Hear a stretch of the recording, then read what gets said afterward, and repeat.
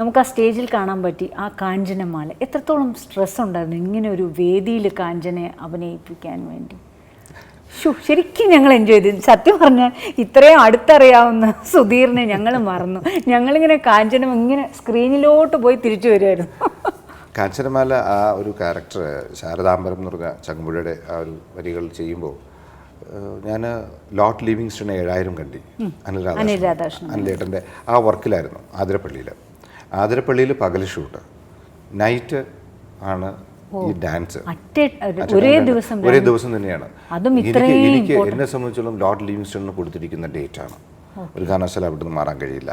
ഇത് പ്രതീക്ഷിച്ചിരിക്കാതെയാണ് മൊയ്തീനിലെ ഈ ഒരു ഷെഡ്യൂൾ പെട്ടെന്ന് പ്ലാൻ ചെയ്തത്. ശ്രീ പൃഥ്വിരാജിൻ്റെ അപ്പോഴേ പൃഥ്വിരാജിൻ്റെ ഡേറ്റ് വളരെയധികം, കാരണം കുറച്ച് ഷെഡ്യൂൾ എടുത്ത് ഡാൻസ് ചെയ്തിങ്ങനെ സൈഡിലോട്ടൊക്കെ പോയപ്പോൾ ഉണ്ടല്ലോ എന്തോ ഒരു എനിക്കറിഞ്ഞൂടാ എത്ര ആ ഒരു ഞങ്ങൾ പെണ്ണുങ്ങളൊക്കെ മാറ്റി വെച്ച് അഭിനയിച്ചു. അത് ക്യാരക്ടറിലേക്ക് മാറി എന്നുള്ളതേ ഉള്ളൂ.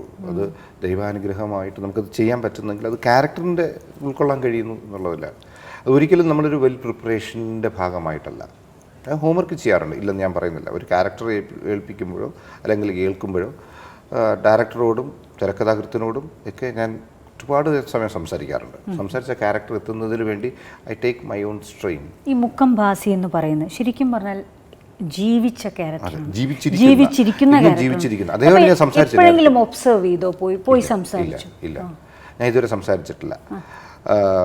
ഈ എന്നും നിന്റെ മൊയ്തീൻ എന്ന സിനിമയുടെ തുടക്കം ആ സമയത്ത് ശ്രീ പൃഥ്വിരാജ് എന്നോട് പറഞ്ഞായിരുന്നു, സുധീർ മുക്കംവാസിയെ കാണണം എന്ന് ചോദിച്ചായിരുന്നു. അതുപോലെ വിമൽ, RS വിമൽ, ഏറ്റവും നല്ല സംവിധായകനായി എസ്റ്റാബ്ലിഷ് ചെയ്ത് കഴിഞ്ഞാൽ അദ്ദേഹവും എന്നോട് ചോദിച്ചു കാണണം എന്ന് ചോദിച്ചു.